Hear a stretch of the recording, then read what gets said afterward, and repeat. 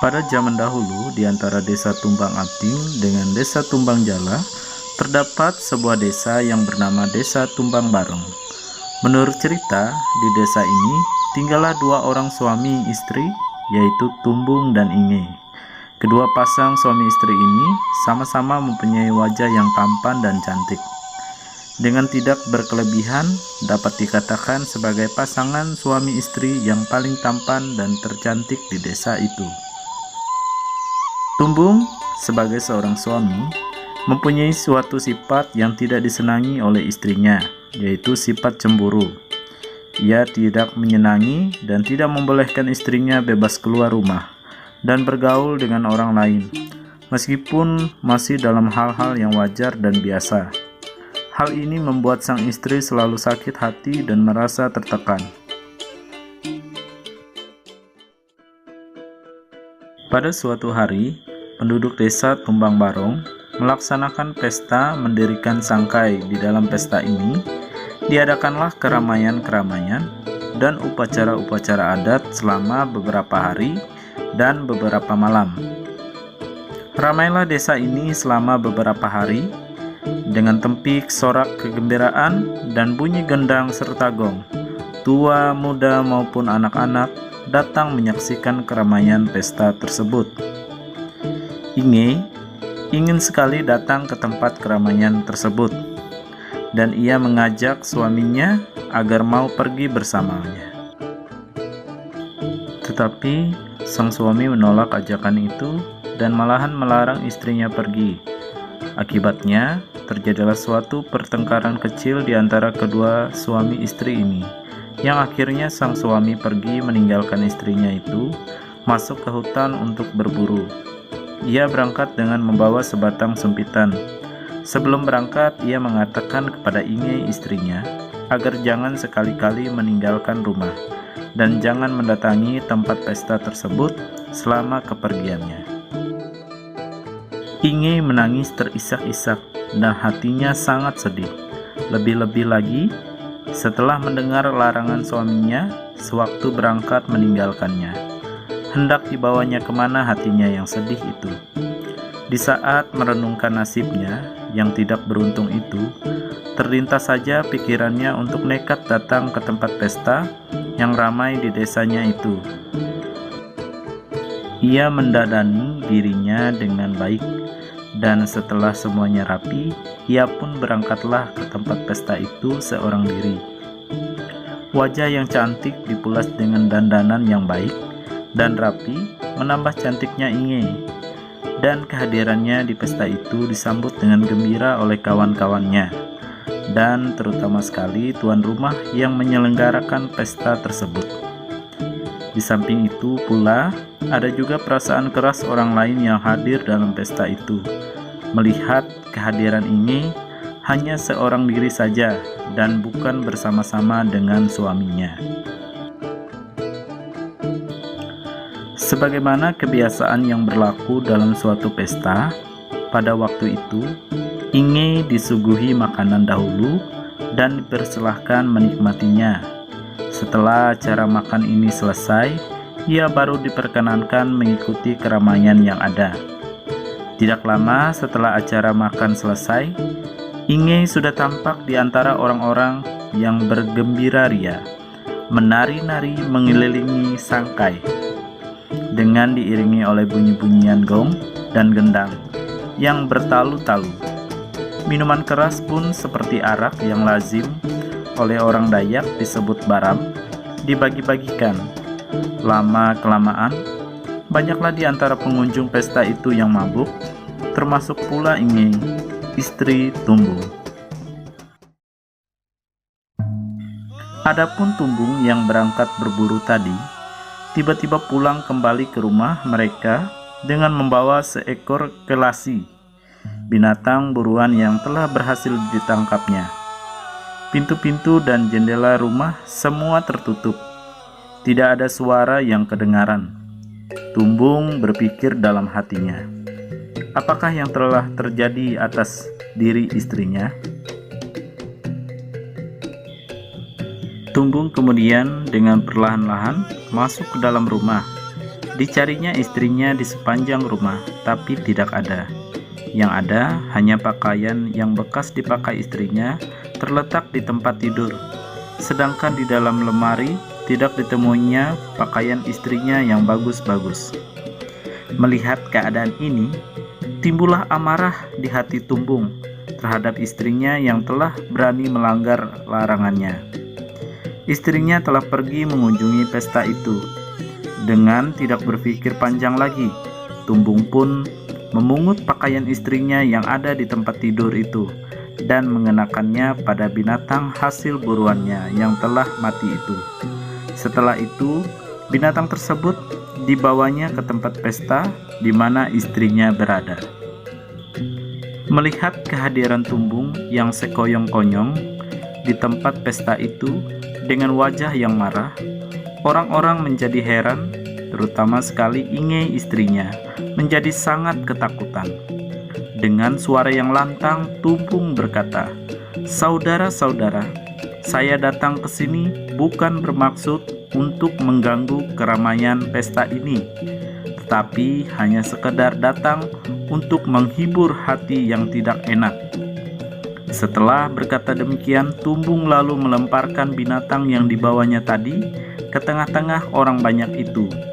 Binatang tersebut ternyata dapat hidup kembali, seraya berbunyi dan meloncat ke sana kemari. Kemudian terus menghilang keluar rumah tanpa diketahui kemana perginya. Melihat kejadian ini, Inge menjadi sangat malu dan takut.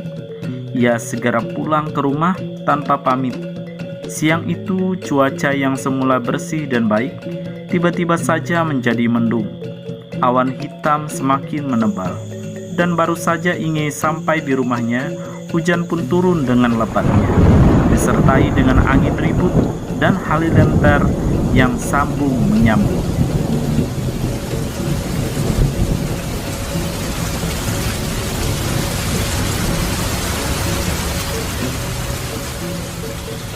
Adapun Tumbung juga menjadi takut. Wajahnya pucat pasi. Ia pun segera berlari pulang ke rumahnya, melewati hujan lebat dan halilintar yang semakin mengganas itu. Ia menyesali dirinya yang telah melakukan perbuatan sedemikian. Karenanya, ia tidak berani masuk ke rumah menemui istrinya. Tumbung melarikan diri mudik dari desa Tumbang Barong. Namun halilintar selalu mengejar dan membuntuti-nya. Kemudian, tiba-tiba saja halilintar tersebut menyambar Tumbung, dan ia pun menjelma menjadi batu yang sangat besar di tepi sungai Borang.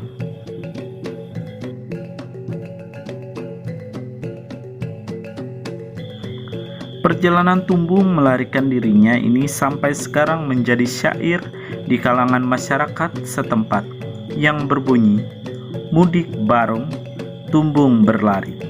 Halilintar datang menghantam. Tuhan tiada mengasihi. Karena kesalahan perbuatannya sendiri, mudik barong terlindung tanjung. Halilintar menghantam, menjelma Tumbung. Tumbung menjelma menjadi batu tersohor." Tamatlah riwayatnya karena kebodohannya. Inge yang telah berada di dalam rumahnya menjadi semakin takut. Tiba-tiba halilintar yang masih mengganas itu menyambar rumahnya sehingga terpelanting ke bagian hulu dari desa Tumbang Barong, yaitu di Sungai Samba, dan menjelma menjadi batu. Sedangkan Inge sendiri masih hidup di dalam rumahnya yang telah menjadi batu itu. Dan menurut cerita, pada batu tersebut hanya terdapat sebuah lubang. Dari lubang tersebut, Inge selalu mengeluarkan tangannya dan memanggil orang meminta tolong agar mengeluarkannya dari dalam batu itu. Tersebutlah kemudian orang tua Inge yang berusaha untuk mengeluarkan anaknya dari dalam batu tersebut. Ayah Inge mengumpulkan penduduk desa Tumbang Barong untuk membantu usahanya ini. Orang-orang pun datang untuk menolong. Ada yang membawa kapak, beliung, palu, pahat, dan lain-lain. Setelah siap, mereka pun berangkat bersama-sama ke tempat Inge tadi. Melihat orang-orang yang banyak datang tersebut, Inge mengeluarkan tangannya, meminta tolong dengan katanya, "Ambillah saya. Mari, saudara-saudara, kita hancurkan batu ini," kata ayah Inge. Orang-orang pun mulai menghancurkan batu itu. Ada yang memukul, memahat, mengapak, memecahkan batu itu. Di tengah mereka bekerja itu, tiba-tiba saja turun hujan lebat dengan kilat dan petir yang menggelegar. Orang-orang pun tidak dapat meneruskan pekerjaannya. Kemudian, mereka dikejutkan oleh suatu pemandangan yang menakutkan dan mengherankan, yaitu batu-batu yang tadi telah mereka pecahkan, kini berbalik baik kembali sebagaimana semula. Melihat keadaan sedemikian ini, kata ayah Inge, "Sekarang kita pulang saja, besok kita kesini lagi." Dan mereka pun pulang bersama-sama. Dalam perjalanan pulang itu, ayah Inge berkata, "Syukur kalau besok usaha kita dapat berhasil." Esok harinya mereka pun berangkat lagi, namun semua usaha mereka tetap tidak berhasil, dan keadaan yang mereka alami kemarin terulang lagi. Mereka kembali pulang dengan tangan hampa. "Besok kita akan bekerja lagi, dan sebelumnya kita akan mengadakan pesta dahulu dengan menyembelih ayam dan babi.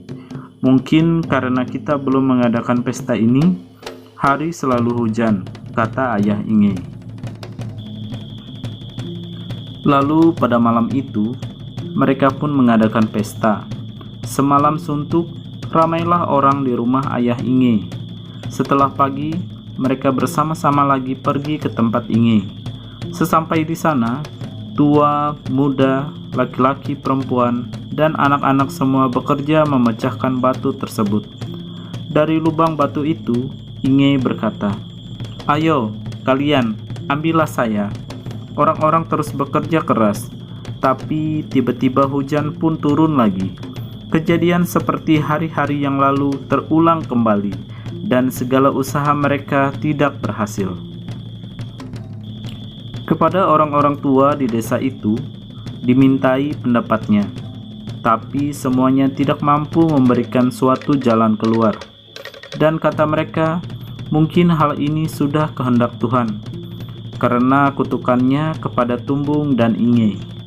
Tinggallah Inge seorang diri di dalam batu itu.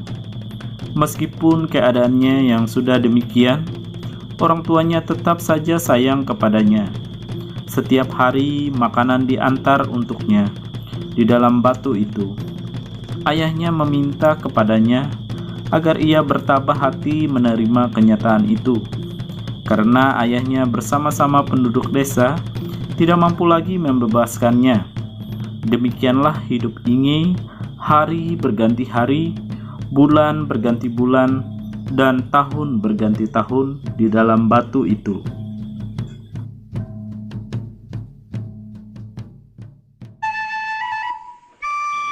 Menurut cerita, pada masa itu, kepada setiap orang yang ada melewati batu itu, Inge selalu memanggil meminta tolong.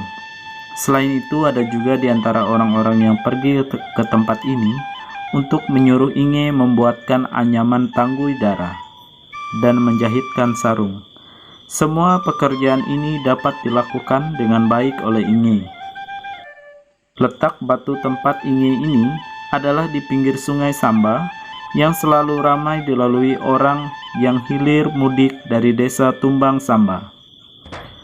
Pada suatu hari, ada beberapa orang pedagang mudik dari desa Tumbang Samba. Mereka mempergunakan sebuah perahu besar.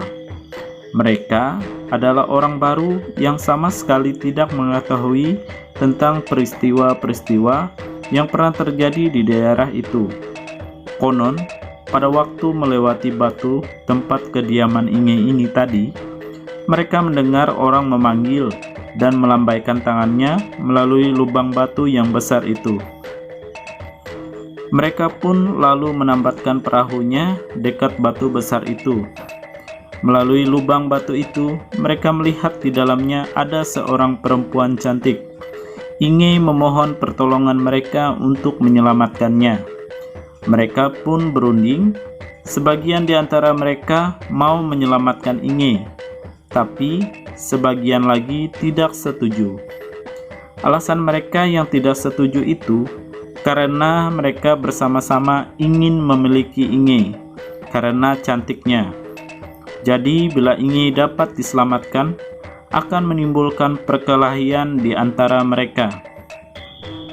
Mengetahui perundingan mereka itu, berkatalah pimpinan mereka, "Sudahlah, jangan kalian ambil perempuan itu, nanti jadi bahan rebutan. Syukur kalau ia perempuan baik-baik, tapi bila ia perempuan hantu, maka sangat tidak menguntungkan." Mendengar kata pemimpin mereka itu, maka tiba-tiba seorang di antara mereka itu lalu menombak Inge dengan teken, yaitu sejenis sebuah tongkat kayu yang panjang yang biasanya dipergunakan untuk mendorong perahu, yang berfungsi sebagai dayung. Seketika itu juga Inge berteriak karena kesakitan dan meninggal. Bertepatan dengan terjadinya peristiwa ini, orang tua Inge datang untuk menemui Inge guna memberikan makanannya. Mengetahui bahwa Inge telah meninggal, betapa marahnya orang tua Inge ini dan katanya, "Sampai hati kalian telah membunuh anakku." Adapun pedagang-pedagang ini tadi segera mendayung perahunya, melarikan diri meninggalkan tempat itu.